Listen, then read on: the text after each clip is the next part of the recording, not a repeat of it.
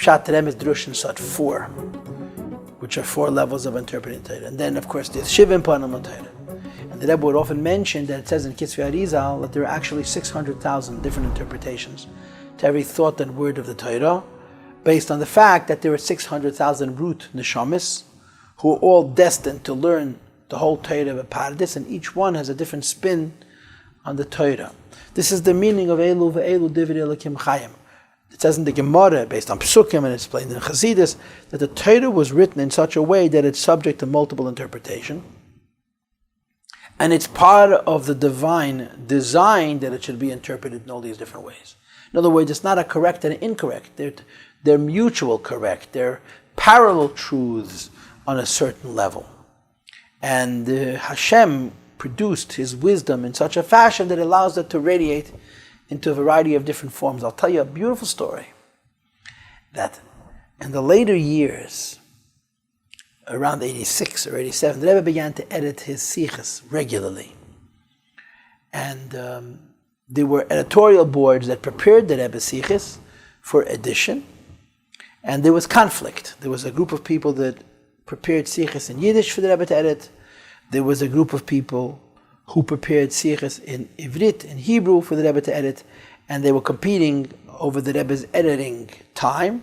So the Rebbe would get a sicha from both of these editorial boards every week. At a certain point, the Rebbe had them go to a Bezdin, and it was determined that they should alternate weeks.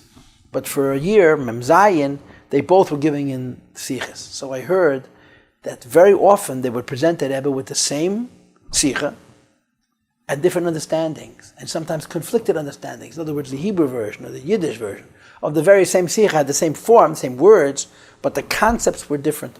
And the Rebbe would edit both, and they'd both come out published and edited. So I heard that Rabbi Groner asked the Rebbe, I don't understand, you spoke a sicha, either this one is correct or this one is correct, how can they both be correct? And the Rebbe spontaneously responded and said, quote, Das ist emes, und das ist emes, und noch Sachen seinen emes. This is true, and this is true, and if more people would write, that'd also be true. Because Torah has 70 faces, indicating that when the Rebbe spoke, the Rebbe's spoken words could have been diverged in many different directions, and they all would have been part of the major intent. The idea of one truth is only when it comes to halach.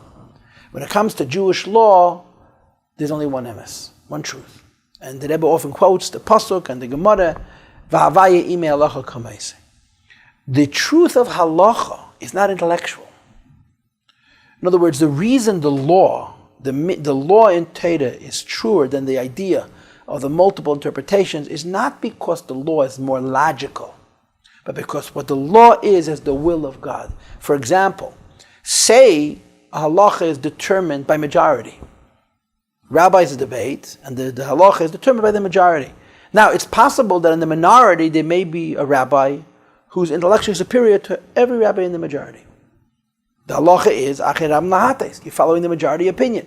So you follow the majority opinion doesn't necessarily mean that the majority opinion is logically more correct than the minority. It may be the other way around. And the Gemara gives clear examples of people like Reb Meir, who was so smart that he was always losing arguments because Layad Chamim L'Seif Daite. So the way halacha is determined isn't necessarily by the most intellectually precise point of view. Beis Hillel and Beis Shammai, everybody agreed that Beis Shammai's academy was smaller because there were higher entrance exams and the students were brighter, and the halacha is like Beis Hillel because they were in the majority, because it's the will of God.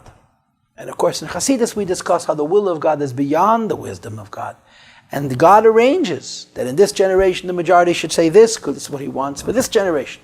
And for example, when Mashiach comes, we're going to turn over all the halachas and follow the Beis Shammai, like it's brought in the Kitzvi Arizal, because that will be the will of God at that time. So on an intellectual level, there's no such thing as they're all correct, unless they can be refuted.